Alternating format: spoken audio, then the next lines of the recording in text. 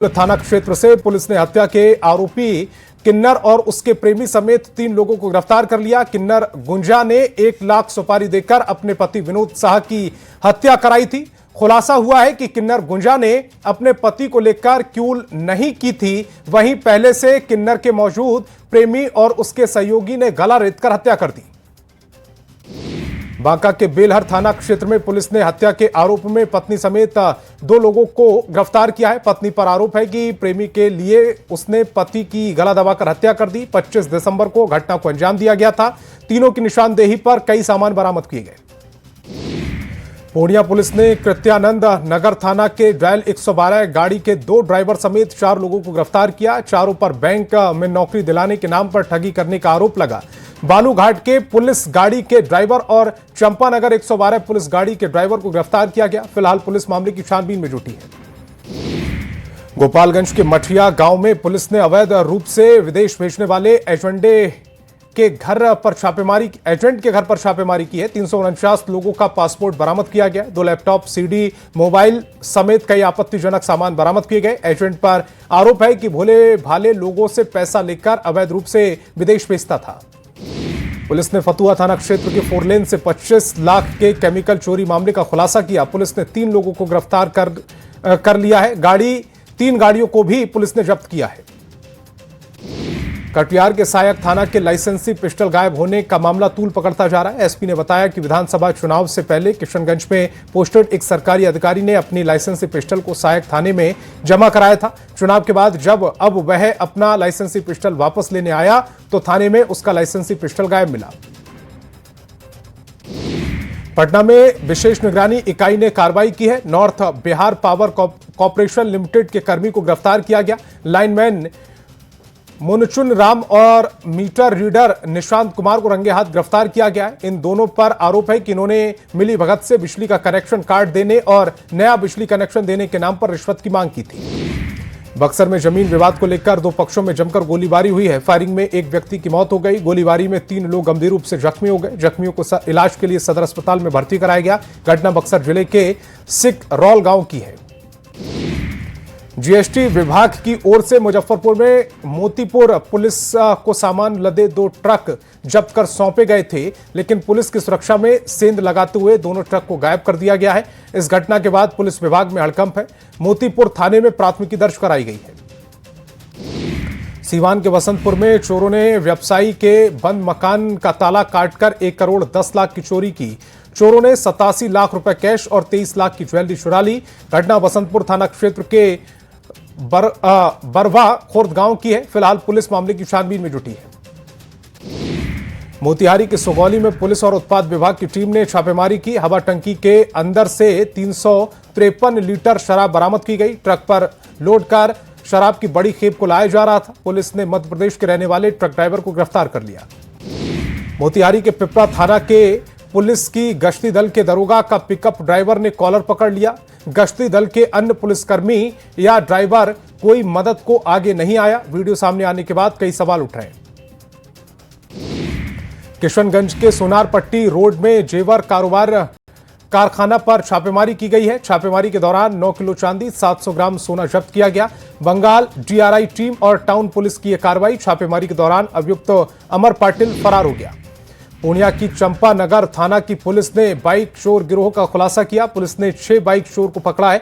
चोरों के पास से चोरी की 4 बाइक समेत कई सामान बरामद हुए। बाइक का इंजन समेत कई पार्ट्स चोर बेचते थे। चतरा के प्रतापपुर थाना क्षेत्र में लड़के की हत्या कर दी गई। बताया जा रहा है कि अयान खान रील बनाने को लेकर इलाके में फेमस था। उसके पास मोबाइल नहीं था, वह दूसरे के मोबाइल से ही वीडियो बनाया था। शव कब्जे में लेकर पुलिस मामले की छानबीन में जुटी है।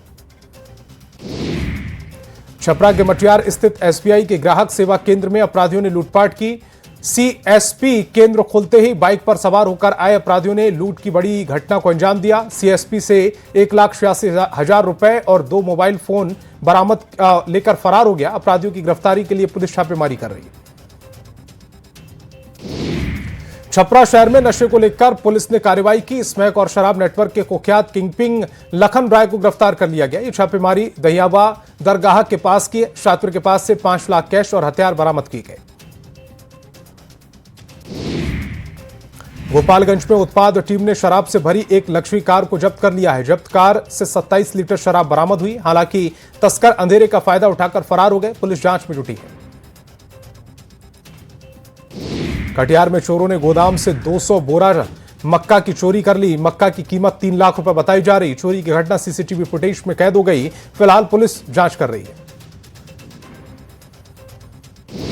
अररिया के हरियाबाड़ा में पुलिस ने छापेमारी की। वैन से 44 कार्टन बियर को जब्त किया गया। सब्जी के बीच में बियर की खेप को तस्कर ले जा रहे थे। पुलिस ने एक तस्कर को गिरफ्तार किया। साहिबगंज में करीब 1250 करोड़ रुपए की अवैध पत्थर खनन घोटाले की सीबीआई ने जांच तेज कर दी है। 5 सदस्यीय सीबीआई टीम सबसे पहले जिला खनन कार्यालय पहुंची और खनन से जुड़े दस्तावेजों की जांच की। इसके बाद टीम खनन पदाधिकारी के साथ सकरी गली समदा घाट पहुंची, जहां जब्त जहाज के गहन जांच की गई। जहानाबाद के सुदामडीही थाना क्षेत्र में जड़िया नाला में ड्राइवर का शव मिला है। जफर आलम मंगलवार की शाम से लापता था। पथेर डीही का रहने वाला जफर आलम ऑटो चलाता था। पुलिस शव को कब्जे में लेकर जांच में जुट गई। मधेपुरा के मरुवाहा हनुमान मंदिर से अष्टधातु की बजरंगबली की मूर्ति चोरी मामले में पुलिस ने कार्रवाई की। पुलिस ने 2 चोरों को गिरफ्तार किया। चोरों के पास से चोरी के कई सामान बरामद हुए। बताया जा रहा है कि नशे के सामान खरीद के लिए चोरों ने मंदिर में चोरी की थी। दरभंगा के बिरौल थाना क्षेत्र में HS-17 पर अज्ञात व्यक्ति का शव मिला है। संदिग्ध शव मिलने से इलाके में सनसनी फैल गई। अब तक मृतक की पहचान नहीं हो पाई। पुलिस मामले की छानबीन कर रही है। समस्तीपुर के ताजपुर थाना में पुलिस के साथ कथित रूप से अमानवीय व्यवहार किए जाने का मामला सामने आया। पीड़ित ने दुकानदार और पुलिस पर 3rd डिग्री देने समेत कई गंभीर आरोप लगाए। इतना ही नहीं, उसके पत्नी को भी थाने में 3 दिन तक रखकर जलील किया गया। पीड़ित युवक को इलाज के लिए ताजपुर रेफरल अस्पताल में भर्ती कराया गया है। दुमका में अवैध बालू भंडारण के खिलाफ बड़ी कार्रवाई की गई। खनन पदाधिकारी के नेतृत्व में जामा थाना क्षेत्र से अवैध रूप से भंडारित किए गए 21,000 CFT बालू को जब्त किया गया है। जमीन के मालिक का ट्रैक्टर ड्राइवर समेत कई लोगों के खिलाफ FIR दर्ज की गई। रांची के कोकर सुभाष चौक के पास छिनतई और मारपीट का मामला सामने आया। कार्यालय से लौट रहे युवक की जमकर पिटाई की गई। मारपीट की यह पूरी घटना सीसीटीवी कैमरे में कैद हो गई। हालांकि शोर शराबा सुन स्थानीय लोग मौके पर पहुंचे और 2 अपराधियों को पकड़कर पुलिस के हवाले कर दिया। जमशेदपुर के मानगो में पुलिस ने गुप्त सूचना पर कार्रवाई करते हुए गौ तस्करी का खुलासा किया। चेकिंग के दौरान इनोवा कार से 2 गौ तस्करों को गिरफ्तार किया गया। वाहन से 6 गाय बरामद की गई। पुलिस के अनुसार रात में कीमती कारों से गाय चोरी की जा रही थी। दरभंगा के चंदन पट्टी गांव के नाले में गिरने से बच्चे की मौत हो गई। घटना के दौरान नाले के किनारे बच्चा खेल रहा था, लेकिन नाले का स्लैब नहीं होने के कारण वह नाले में गिर गया। हादसे के बाद लोगों में आक्रोश है। बेगूसराय के रिफाइनरी थाना क्षेत्र में बेकाबू ट्रक ने बाइक सवार 3 युवकों को रौंद दिया। हादसे में तीनों युवक गंभीर रूप से घायल हो गए। नाराज लोगों ने सड़क जाम कर प्रदर्शन किया है। पुलिस के देर से पहुंचने से नाराज लोगों ने सड़क जाम कर हंगामा और तोड़फोड़ की। दिल्ली में बिहार निवास को तोड़ने और उसकी जगह नए भवन निर्माण पर सियासत गर्मा गई है। आरजेडी ने बिहार निवास में लालू प्रसाद का शिलापट होने की वजह से इसे तोड़ने का आरोप सरकार पर लगाया। आरजेडी के आरोप पर एनडीए ने पलटवार करते हुए इसे आरजेडी का शगुफा करार दिया। डिप्टी सीएम विजय सिन्हा के आवास पर तेज प्रताप यादव पहुंचे। चूड़ा दही भोज में शामिल होने का आमंत्रण दिया गया। तेज प्रताप ने कहा कि सीएम नीतीश समेत सभी नेताओं को भोज का न्योता है। तेज प्रताप यादव अपने आवास पर मकर संक्रांति पर भोज देने वाले हैं। पटना हाईकोर्ट के 47वें मुख्य न्यायाधीश जस्टिस संगम कुमार साहू बने। राज्यपाल ने पद और गोपनीयता की शपथ दिलाई। मुख्यमंत्री नीतीश कुमार भी शपथ ग्रहण समारोह में मौजूद रहे। बिहार में पंचायत प्रतिनिधियों के द्वारा परिसीमन की मांग जोर शोर से उठाई गई। त्रिस्तरीय पंचायत समिति के संगठन एक मंच पर आकर परिसीमन की मांग कर रहे हैं और बिना परिसीमन चुनाव किसी भी हालत में नहीं कराने की मांग की गई। मुखिया संघ के अध्यक्ष ने कहा कि परिसीमन हर हालत में जरूरी है। कृषि मंत्री रामकृपाल यादव ने तेजस्वी यादव के बिहार यात्रा पर तंज कसा। कहा कि चुनाव हारने के बाद तेजस्वी यादव जनता के बीच नहीं रहकर विदेश यात्रा पर चले गए। हार का मंथन करने वो विदेश घूमने गए हैं। आराम ही करना था तो भारत में ही कर लेते। बिहार में चेहरा ढके रहने पर गहने नहीं खरीद सकेंगे। सुरक्षा को लेकर ज्वेलर्स एंड गोल्ड फेडरेशन ने फैसला लिया है। बीजेपी ने इसका स्वागत किया। वहीं आरजेडी ने संवैधानिक व्यवस्था के खिलाफ बताया। मुख्यमंत्री नीतीश कुमार एक बार फिर यात्रा पर निकलेंगे, जिसको लेकर उपेंद्र कुशवाहा ने कहा है कि बिहार की जनता के प्रति हमेशा आभार व्यक्त किया है। चुनाव संपन्न हुआ, जनता ने बहुत बड़ा आशीर्वाद दिया है, लोगों के बीच जाकर धन्यवाद देना होगा। 10 जनवरी को मुख्यमंत्री नीतीश कुमार भोजपुर आने वाले हैं, जहां मुख्यमंत्री जगदीशपुर प्रखंड के दुल्ही नगर में आयोजित श्रद्धांजलि सभा में शिरकत करेंगे। मुख्यमंत्री के आगमन को लेकर तैयारियां चल रही हैं। इस श्रद्धांजलि सभा में मुख्यमंत्री के अलावा बिहार के दोनों डिप्टी सीएम के साथ साथ कई मंत्री और विधायक होंगे। पटना में पंचायती राज मंत्री दीपक प्रकाश का सम्मान समारोह आयोजित किया गया। जिला परिषद सभागार में कार्यक्रम का आयोजन किया गया। जिला परिषद के अध्यक्ष और उपाध्यक्षों ने सम्मान समारोह का आयोजन किया। योजना और विकास विभाग के मंत्री विजेंद्र यादव ने बताया कि डेटा इकट्ठा करने पर विभाग सबसे ज्यादा ध्यान दे रहा है। योजनाओं को ज्यादा मजबूत और पारदर्शी बनाने के लिए डेटा इकट्ठा करना सबसे जरूरी है। मंत्री ने सभी आंकड़ों को सार्वजनिक करने का निर्देश दिया। पीएचईडी विभाग में 104 नवनियुक्त अभियंताओं को पोस्टिंग दी गई है। विभाग के मंत्री संजय सिंह ने कहा है कि न्यू ज्वाइनिंग में 35% आरक्षण का ख्याल रखा गया। 35 से ज्यादा महिला अभियंताओं की ज्वाइनिंग की। भोजपुर में कृषि मंत्री रामकृपाल यादव एक्शन में दिखे। मंत्री ने सकड़ी और कायम नगर की खाद बीज दुकानों का औचक निरीक्षण किया। उन्होंने स्टॉक और वितरण का जायजा लिया। किसानों ने समय पर खाद नहीं मिलने की शिकायत की तो मंत्री ने अधिकारियों को तत्काल कार्रवाई का शो कॉज निर्देश दिया है।